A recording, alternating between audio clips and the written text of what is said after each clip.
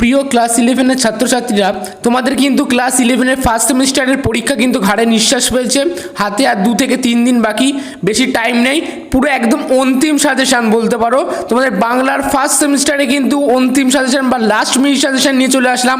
পুঁই মাছা ও বিড়াল সাজেশান পার্ট 3 থেকে মাত্র কয়েকটা কোশ্চেন রেখেছি, এগুলোই লাস্ট মিনিট সাজেশান। তোমরা এগুলোই পড়ে যাও, 100% কমন পাবে। যাক, ভিডিওটা যারা যে নতুন আছে চ্যানেলটি সাবস্ক্রাইব করে অবশ্যই পাশে থাকো। তাহলে নতুন গল্পটা শুরু করা যাক। তাহলে কি, পুঁই মাছা গল্প থেকে যে অংশগুলো তোমাদের অবশ্যই পড়তে হবে, গল্পের প্রতিটি সংলাপের বক্তা কে, প্রতিটি চরিত্রের নাম, তাদের পরিচয়। অর্থাৎ পুঁই মাছা গল্পের সংলাপের বক্তা কে কাকে বলা হচ্ছে, প্রতিটি চরিত্রের নাম এবং তাদের পরিচয় কিন্তু আসবেই। এগুলো হচ্ছে বড় কোশ্চেনের মতো করে পড়বে, ঠিক আছে। কঠিন শব্দগুলির অর্থ, সংখ্যা, মাস, বার, চরিত্রের নামগুলি ভালো করে একটু পড়ে রাখবে, ঠিক আছে। সংখ্যা যেগুলো আছে, মাস, বার, চরিত্রের নাম, এগুলো একটু ভালো করে পড়তে। এবার আছে শর্ট কোশ্চেন, যেগুলো আসবেই। পুঁই মাছা গল্পটা যে পত্রিকাতে প্রথম প্রকাশিত হয়েছিল সেটা কি পত্রিকা? প্রবাসী পত্রিকা, ঠিক আছে। 2 নম্বরে, পুঁই মাছা গল্পটির মূল গ্রন্থের নাম কি? মেঘমল্লার। 3 নম্বরে চলে যায়, পুঁই মাছা গল্পের শুরুতে কোন ঋতুর কথা বলা হচ্ছে? শীতকাল। সয়হরির রস আনতে যাওয়ার জন্য তার স্ত্রীর কাছে কি চেয়েছিল? বড় বাটি বা ঘটি। সয়হরির স্ত্রীর নাম কি? অন্নপূর্ণা। সয়হরির মনে ভীতির সঞ্চার হয়েছিল কেন? স্ত্রীর অতিরিক্ত শান্ত সুরের কথা শুনে। এগুলো কিন্তু মোস্ট ইম্পর্টেন্ট কোশ্চেন, তোমাদের কিন্তু ফার্স্ট সেমিস্টারে আসার জন্য মোস্ট ইম্পর্টেন্ট। তোমরা শর্ট কোশ্চেনে কিন্তু অনেক মার্ক পেয়ে যেতে পারবে তোমরা এখানে প্র্যাকটিস করলে। সয়হরির দিন কাটায় মাছ ধরে আর রস খেয়ে, ঠিক আছে। গায়ে কোন গুজব রটেছিল? সয়হরিদের এক ঘরে করা হবে। এটা মোস্ট ইম্পর্টেন্ট কোশ্চেন কিন্তু তোমাদের কিন্তু এমসিকিউ এসিকিউ টাইপ কোশ্চেন কিন্তু বেশি দেওয়া হবে ফার্স্ট সেমিস্টারের পরীক্ষা, ঠিক আছে। এগুলোটা ভালো করে প্র্যাকটিস করে নাও। সবাই এক ঘরে করেছেন, এবার বাকি আছেন শুধু কালিময় ঠাকুর। খেন্তি কার কাছে, ঠিক আছে। খেন্তি কার কাছে চিংড়ি মাছ এনেছিল, ঠিক আছে। এগুলো একটু পড়ে রাখবে কিন্তু, হ্যাঁ। মোটামুটি খেন্তির কাঁচের চুড়িগুলি আটকানো ছিল যে সেফটি পিন দিয়ে, সেগুলি হলো 2 পয়সা ডজনে। 2 পয়সা ডজনের সেফটি পিনগুলি, ঠিক আছে। এটা কোন যুগের কথা বলেছে? প্রাগৈতিহাসিক যুগে।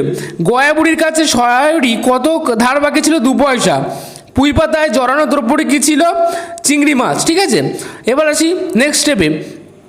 হ্যাঁ, কি অমর্ত্যই তোমাকে তা দিয়েছেন? অমর্ত্য বলতে বোঝানো হয়েছে পুঁই শাককে, ঠিক আছে।